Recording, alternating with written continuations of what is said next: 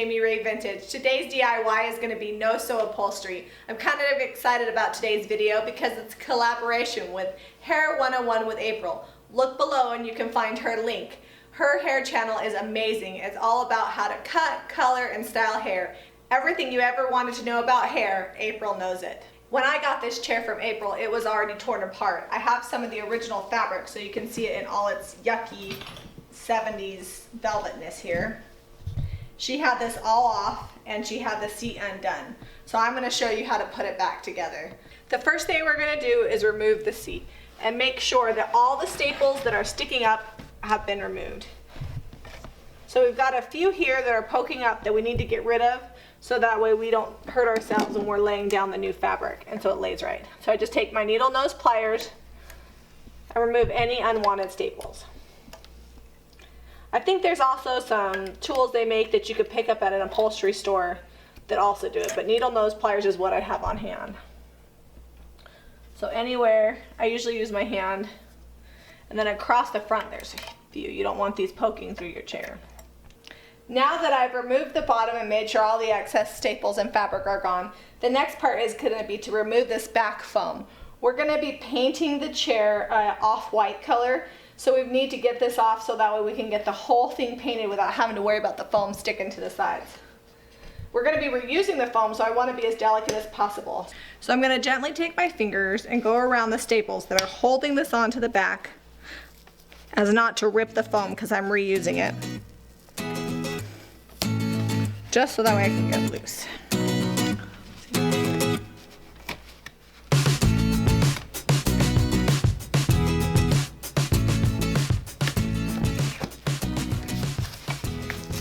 Now it's got a piece of cardboard that the foam is hooked to, so I'm going to take my hand and slide it across the back to loosen it from the staples. And I'm going to do that all the way down so I can take it off without doing damage to the cardboard like I just did a little bit. There we go. So now we've got the back off and we're ready to paint. We caught a break in the weather, so I'm going to prime the chair outside with the sprayer, and then we're going to paint it Fairy Chalk Mother Fresh Cream when we're all done with the priming. Our primer's dry, we're going to go back on with the fresh cream.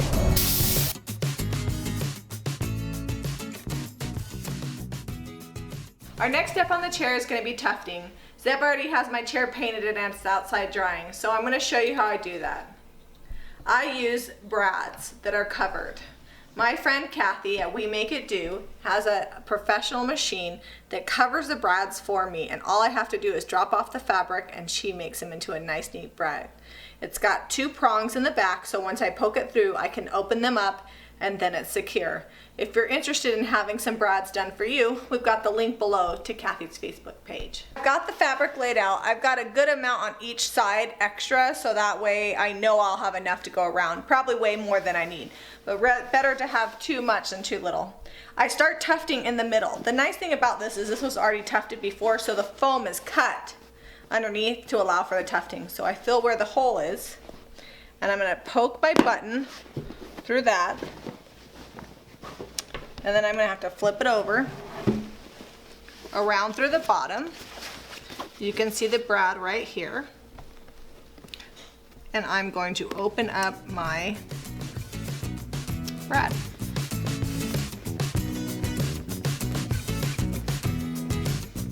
Okay, first one done, about 29 more to go.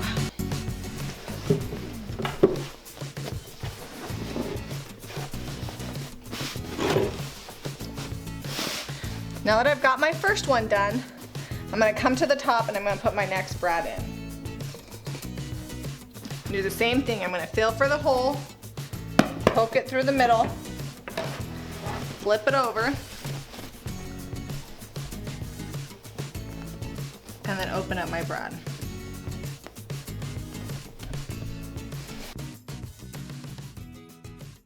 So I'm doing them one at a time and going back and forth. So that way each time I can arrange the fabric and get the pleats down into the cracks. So now that I've got my first three done, I'm going to come back to the middle and I'm going to do the middles, the tops, and then the bottom. So that way my pleating effect is uniform across.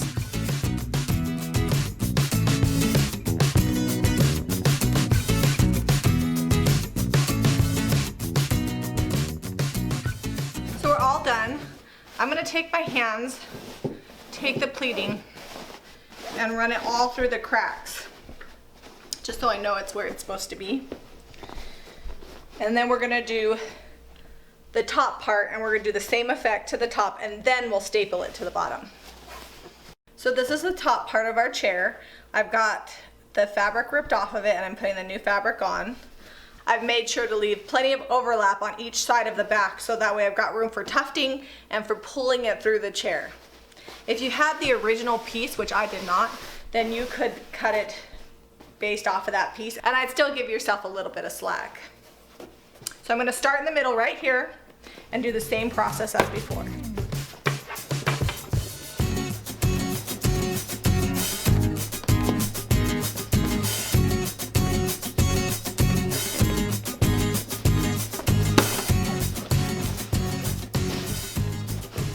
All of our tufting is done. I've pushed really hard on all of my brads and opened the backs as far as I could, and I made sure to use the existing holes so that way my grid system was even. If you don't use the existing holes in the back, then you're not going to have a nice even tuft. The next step in our process is going to be to staple the fabric around the edge of the seat, and then we're going to put the back on and staple the fabric onto the chair. Because this is a tufted seat, we're going to need to do some pleats so that way the fabric lays flat.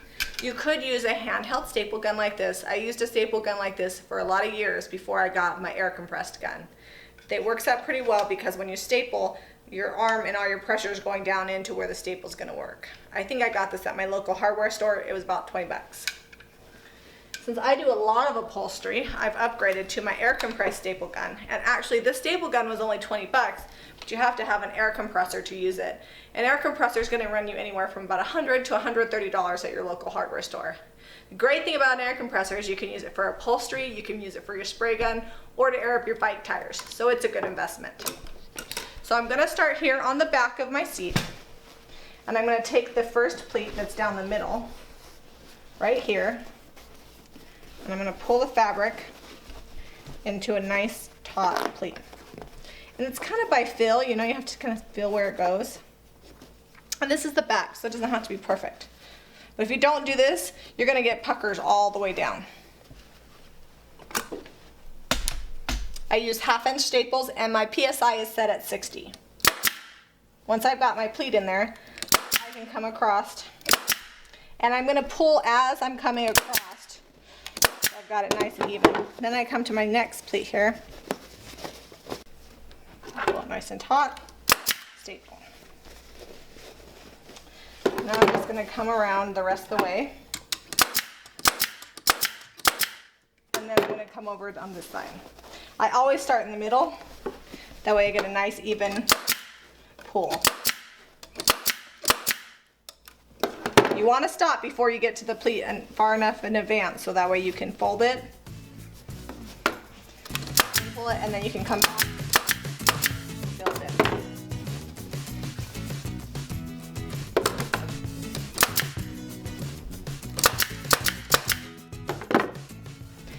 The next step is going to be to come around to the sides. So I've come around to the side, I'm in the middle, I've got my pleat and staple.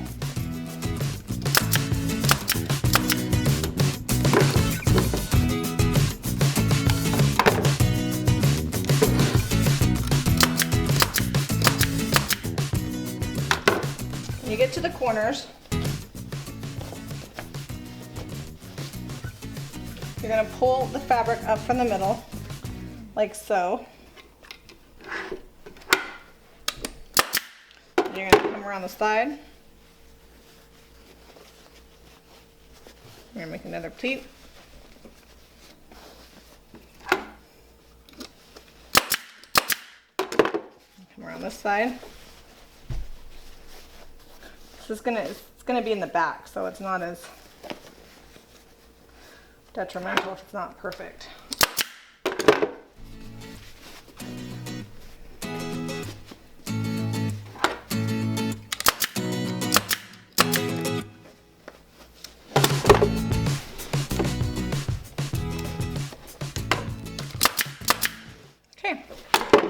So I've got one more pleat I've got to do right here.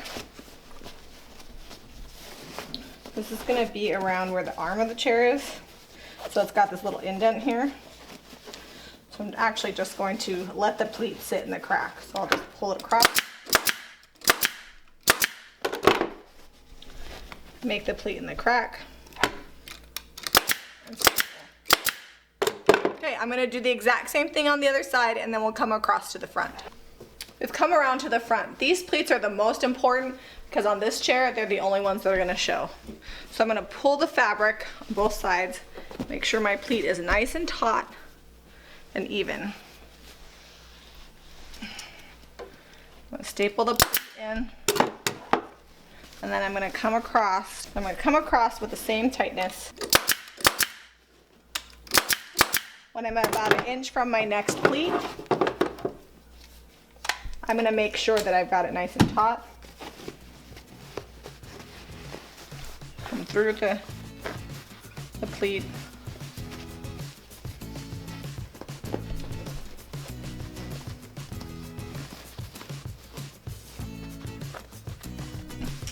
And fold.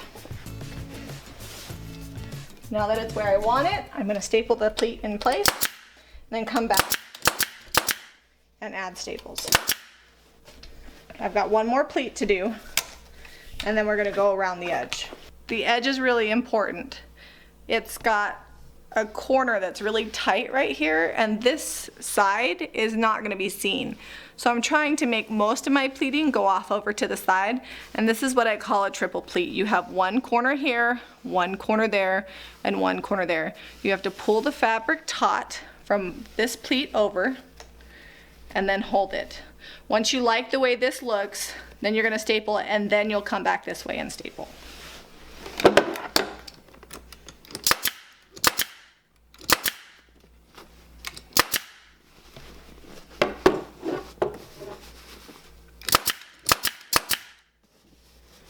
Smooth the fabric out with your hand and come across.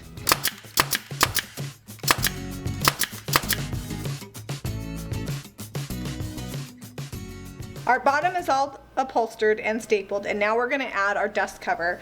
This is Oli cloth. You can get it at the craft store. It's usually $1.50 to $2 a yard. Sometimes when you take it apart, you can save the existing cover, but in this case it was missing when I got it. So I want to just add this so that way it keeps everything looking nice and neat and covers my ugly edges. So you're going to start in the middle. I rolled under the edge to make it nice and neat because this is the front part. And I don't know, I just like it that way. So I'm going to start in the middle and come around. And as I come to where the edge is kind of showing a little more, I just kind of roll it under.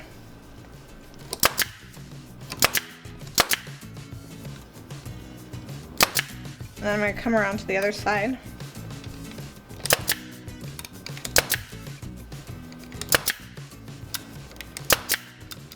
It doesn't have to be too perfect, because this is the underside of the chair. We have our tufted back on.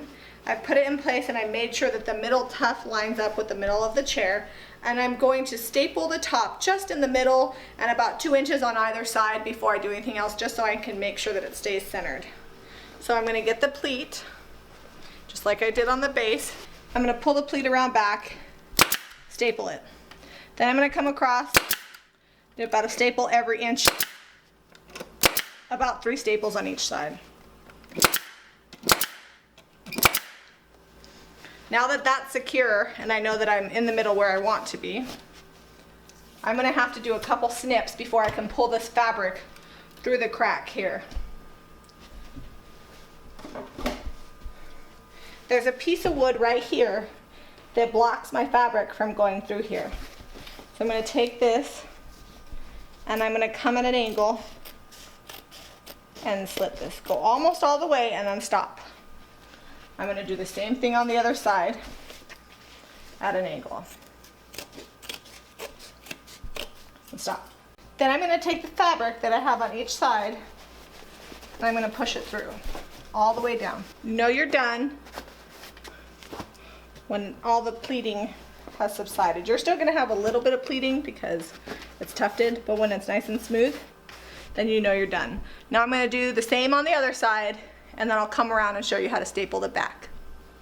Once I can pull it on the other side, then I can pull it all the way through.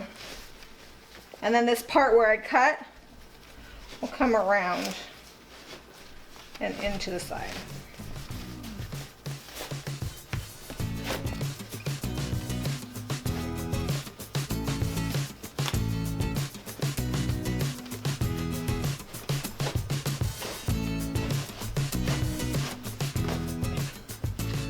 I'm going to do the same thing on the other side.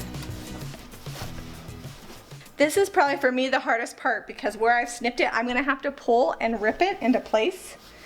And so you just want to go ever so slowly and pull it around that spot, because if you get too much rip, then you have to start all over again.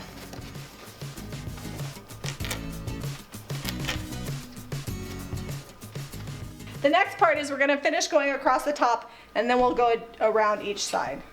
So I'm going to pull the fabric and staple.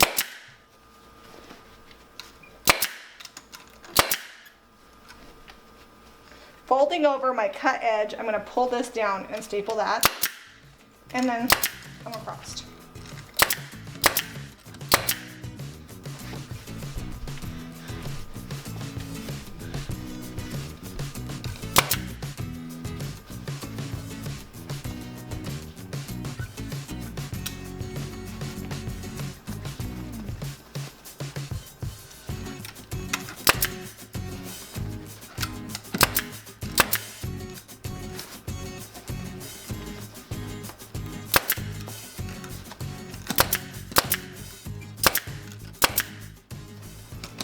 Now I'm going to go down the side and I'm going to staple it. It's important that you pull the fabric against this side, because if you pull it back this way, you'll have a gap, and that's not going to look very good.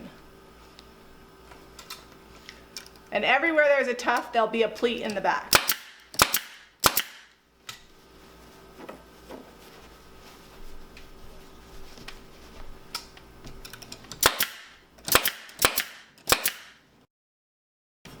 If it's not quite tight enough, like right here, I don't really like the way that looks, then I can come back around to the back side, and then I can pull it a little bit more and staple it.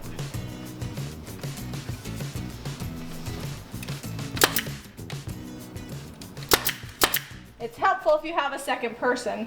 They can look around front as you're stapling. I'm going to do the same thing on the other side. Now that I've got the back done, I'm going to do the bottom. Start in the middle, pull it around.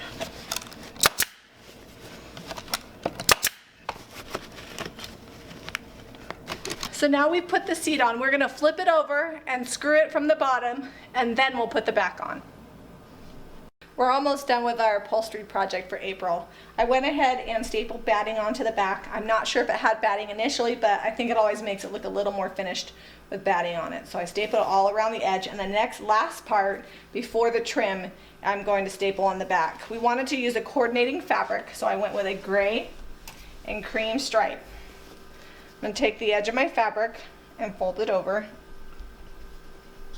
And then I'm going to make sure where I want my stripe. I want one stripe directly in the middle, so my pleat is a good guide.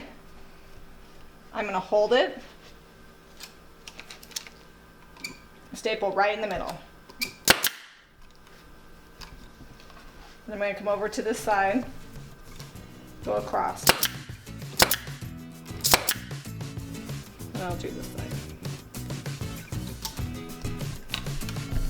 Stripes make it a little more difficult because they have to be nice and straight.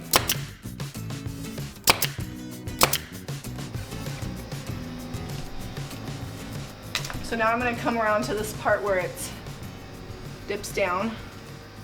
And you don't have to fold it. I just like to fold it because I feel like it makes it a little neater for when I'm putting the trim on. So now I'm going to come to the bottom. I've got my whole big piece here, and I'm going to cut it off. Seb, can you hand me the scissors? I'm going to feel where the bottom is and give myself another few inches and cut it across.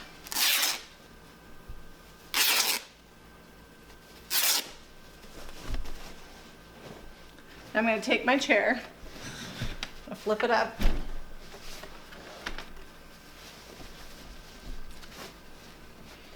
make sure my stripes are straight. I think that needs to be tugged a little more that way. Does that look straight, Zim? Mm-hmm. So once I know that my stripe is straight, I'm going to start in the middle. If you don't start in the middle, you will get crooked stripes. You have to look at each stripe and staple it right in the middle as you're coming down.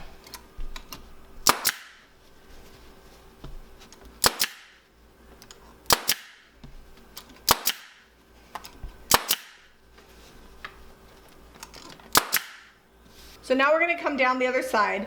Don't pull it so tight that you make your stripes crooked. You've already got it nice and taut this way, so you're just going to pull it over and staple.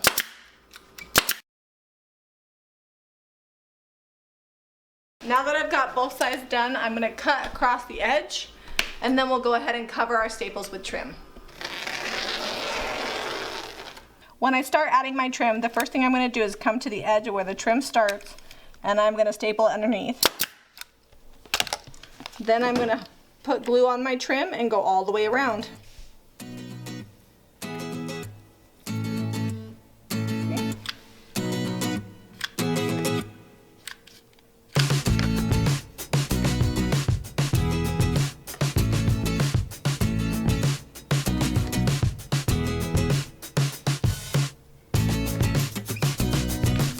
We've got our trim all glued around the edge. I went ahead and actually went with a thicker trim because I couldn't quite cover up all my staples with the trim I had, and luckily I've got a whole cabinet full of trim, so I found one that matched, that was a little thicker, and it covered up all the imperfections perfectly.